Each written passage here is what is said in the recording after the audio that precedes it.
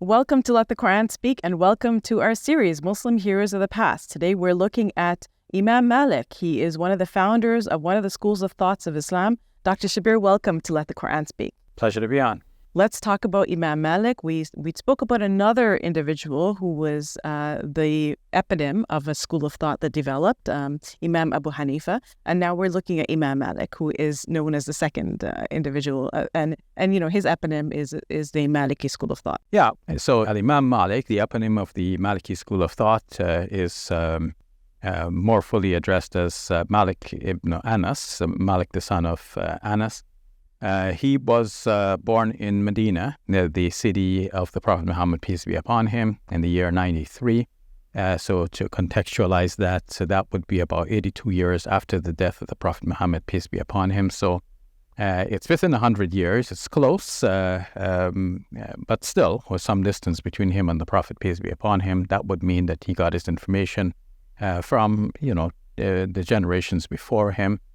And he had the advantage of living in Medina, where the Prophet Muhammad, peace be upon him, spent the last years of his life, the last decade, and that is where the practices of Islam were well established. The prayers were done in public, fasting was instituted, the charity was being given. People in large numbers set off to perform the pilgrimage, especially along with the Prophet Muhammad, peace be upon him, in the last year of his life.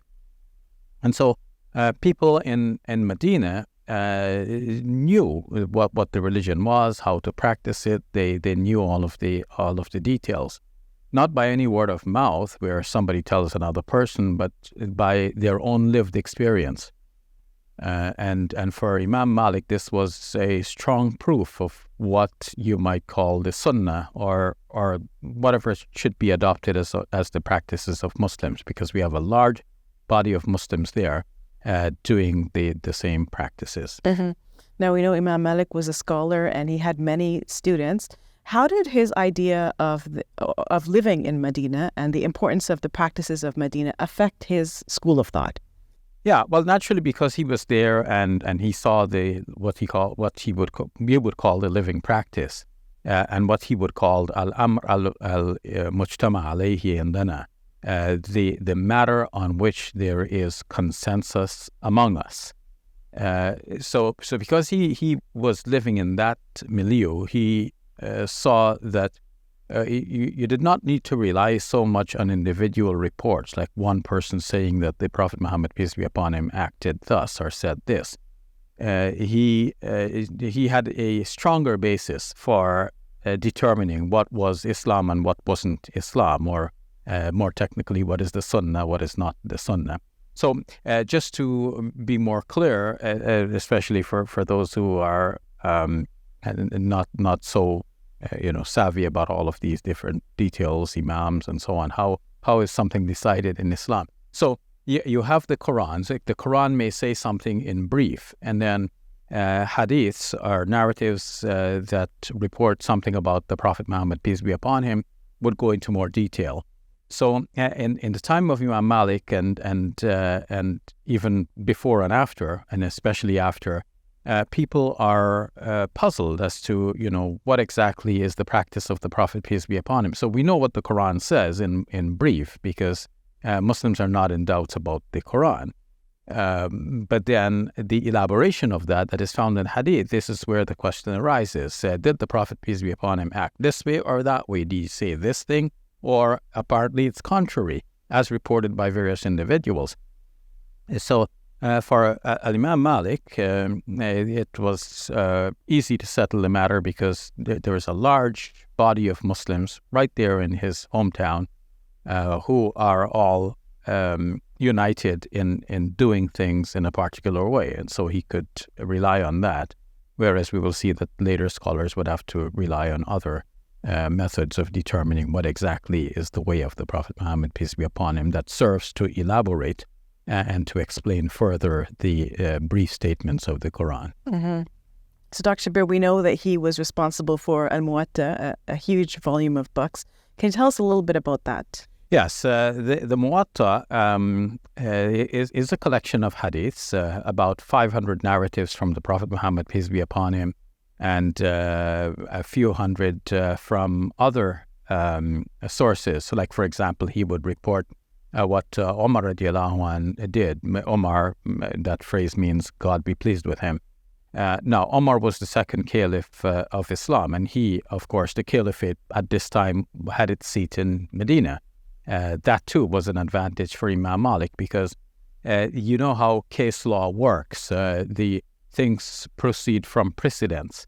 So something was done at one time, and especially a ruling was given at one time by a judge, and then later judges are following that ruling. So you would find in the law books today that the cases are documented, and then when a case is being argued in court, you will find a lawyer referring to a previous case. So there was a previous case that is similar to ours, and the judge ruled thus in the previous case, therefore the same ruling should apply here, by analogy.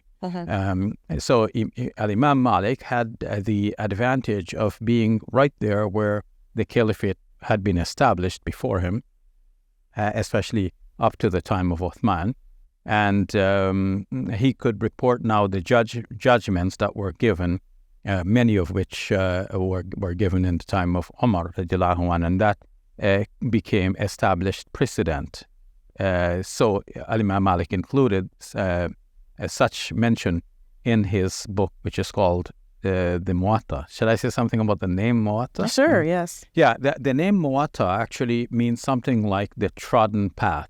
It is the beaten path. You know, if you have the rains fall, the soil is a bit moist, and then people walk, repetitive, careful, same way. Yeah, at first they take careful steps, and then the imprints of their footsteps are there, and eventually more and more people walk on the same path until you have a well-defined path there. So that Muwatta is the trodden path, and so the title of his book is reflective of what we already described. For Imam Malik, this is the trodden path. This is how the people of Medina, the city of the Prophet, had been walking for generations before him, and he's just simply documenting that. Mm-hmm. Dr. Shabir, how is his book regarded, and how is his school of thought regarded? Or the ideas that he developed, because the school of thought wasn't developed at that time. Yeah, so his book was highly regarded. A scholar after him, Imam Shafi'i, would mention his book as the most authentic book after the Quran, because at the time this was the book of hadith, incomparable. And Imam Malik, of course, was in a situation where there were other scholars as well. But later, after his death, people would keep referring back to his book, the Muwatta. Muhammad bin Hassan al-Shaybani, a student of Imam Abu Hanifa, whose school we described in a previous episode, came to Medina and learned the Muwatta, and then he transmitted his own version of the Muwatta with some additional notes that correspond to some of his own thinking. And that is known as the Muwatta of Muhammad bin Hassan al-Shaybani, but of course the origin is that of Imam Malik himself.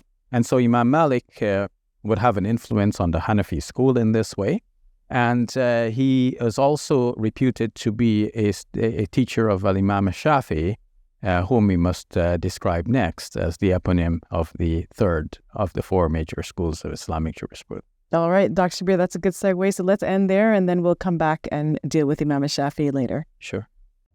Assalamu alaikum. We have some exciting news to share with you. As you know, Let the Quran Speak has been on TV screens and social media for 22 years. We've been reaching people all around the world, spreading positivity and good, and helping people experience the beauty of Islam and the accomplishments of Muslims. We've been shooting in this very space for the past 2 decades. And now, with the help of Allah, we're about to get the keys to Muslim Media Hub. If you like what we're doing, you're going to love Muslim Media Hub even more.